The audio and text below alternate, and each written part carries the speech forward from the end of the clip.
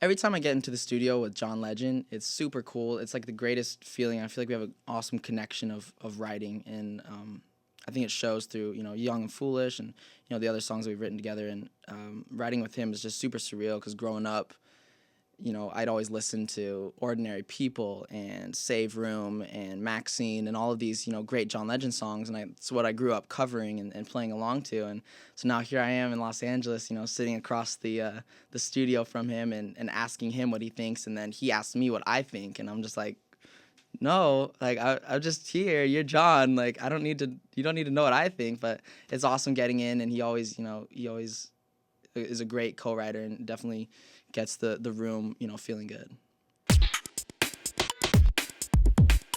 I've been singing ever since I can remember, and I think just along the way, kind of picked up each instrument. I started off with the piano. I think I was about 7 or 8.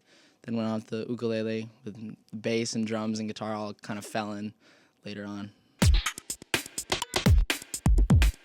So, I was in, 8th grade, 9th grade? Oh, end of 8th grade. And I told him, I really want to, sat him down in the room, and I was like, I really want to, do this, take this music thing seriously.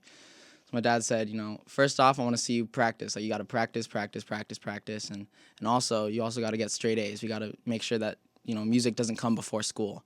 So, started off, just practice every day. I'd get home from school, and I'd practice, do my homework, go to sleep, wake up, go to school. Kind of kept that routine for a little bit, and at the end of the school year, they saw that I had straight A's, so I started making plans, packing it up, and heading out. When we first moved from Arizona, I just wanted to get my music out there, so somebody told me about the Santa Monica Promenade. And so I went out there, started busking, playing for people, meeting people, and that's actually where I met my manager, who introduced me to different writers, and I was in the studio. And so each writing session I would share with them my music, and they'd kind of pass me along. You should write with this person, and that person would pass me on to this person. You should write with this person, and it kind of was a little bit of like a staircase up to John Legend. On my YouTube channel, we do things called Music Bombs. It's where we kind of surprise different YouTubers with songs that we write about them, that I write about them, and I sing it to them, and we record it, and it ends up being a really funny video. And this one was for Courtney Pants, and I knew that Courtney loves unicorns, so I knew I had to write a song about unicorns, so I was writing, let me go to Unicorn Land, and I was like, no, that's lame, super lame.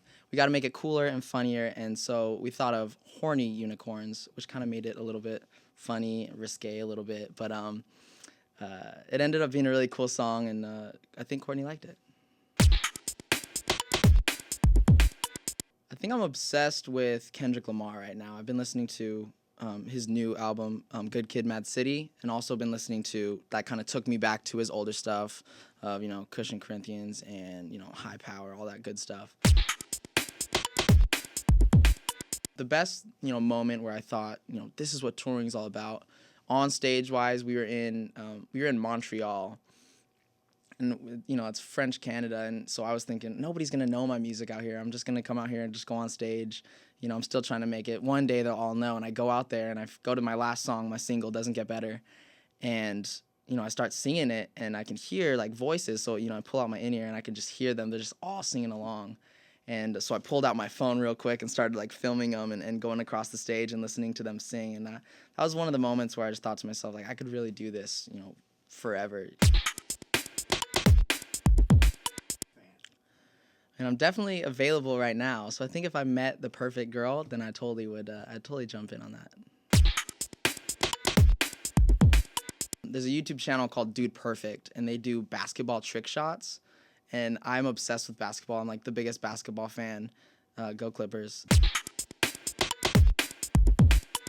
For anybody trying to, make it out here through YouTube, I would just say to keep posting and be as creative as you can be, because there's a lot of people out there that just cover, the same songs and just do the same chords. But if you kind of go outside the box and, do your own version, do something that people don't expect, that's definitely what, that I would watch videos as, and definitely what people at home would rather watch, something that's really creative. But I would say just keep posting and be as creative as you can be. That he lies still, so you cry still, tears on a pillowcase. Big girls all get a little taste, pushing me away so I give it space. Dealing with the heart that I didn't break, I'll be there for you, I will care for you. I keep thinking you just don't know, saying you're done with that, trying to run from that. On your face, girl, it just don't show. When you're ready, just say